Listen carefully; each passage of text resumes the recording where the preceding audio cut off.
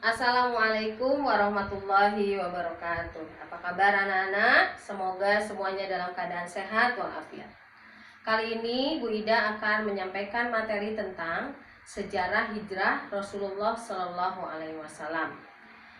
Setelah nanti disampaikan materi ini, Ibu berharap pertama kalian bisa menjelaskan perjalanan hijrah Rasulullah, yang kedua menjelaskan sebab-sebab yang menyebabkan Rasulullah hijrah, yang ketiga menjelaskan strategi dakwah Rasulullah Shallallahu Alaihi Wasallam. Baiklah anak-anak, kalian tahu apa yang menyebabkan Rasulullah hijrah dari kota Mekah ke Madinah? Hijrah Rasulullah Shallallahu Alaihi Wasallam sangatlah sulit dan banyak begitu rintangan yang beliau alami. Beliau harus berjalan kaki selama 8 hari dan menempuh perjalanan sejauh 320 km dengan berjalan kaki. Yang menyebabkan Rasulullah hijrah banyak faktor.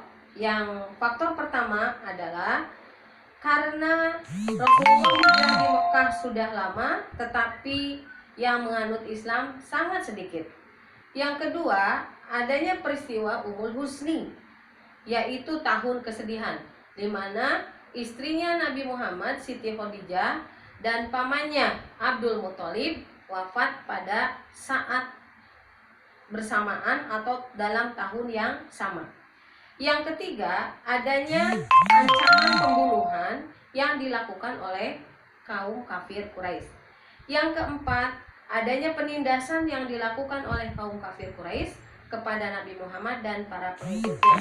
Dan yang terakhir, banyaknya kaum Madinah yang masuk ke dalam agama Islam, yang menjadi harapan Rasulullah untuk berhijrah ke Madinah.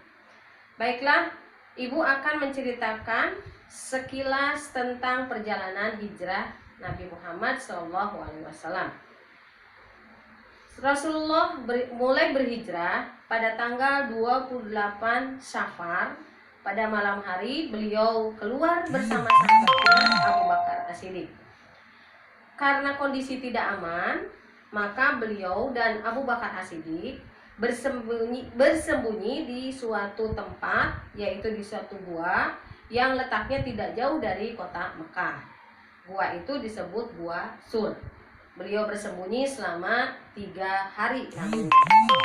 Lalu pada tanggal 1 Rabiul Awal, beliau mulai melakukan hijrah ke Yasrib.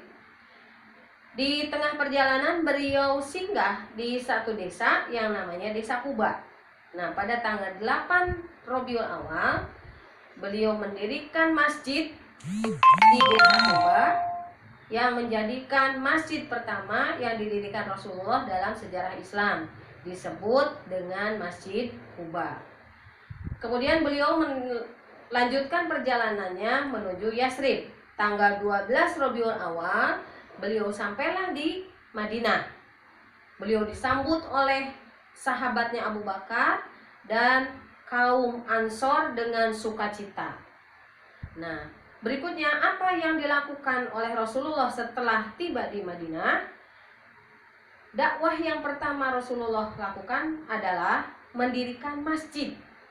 Masjid yang beliau lakukan atau beliau dirikan pertama kali di Madinah yaitu Masjid Nabawi.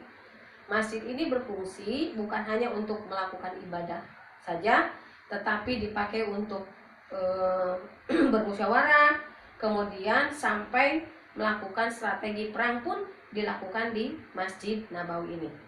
Kemudian strategi dakwah yang kedua yaitu mempersaudarakan antara kaum Muhajirin dan kaum Ansor. Kaum Muhajirin adalah kaum yang ikut hijrah bersama Rasul dari Mekah. Kemudian kaum Ansor adalah kaum yang menerima Nabi Muhammad di Madinah. Strategi dakwah yang ketiga adalah merumuskan suatu perjanjian yang disebut dengan Piagam Madinah, yaitu perjanjian yang diadakan antara kaum muslimin dengan kaum non-muslim. Isinya menguntungkan kedua belah pihak dalam beraktivitas di kota Madinah.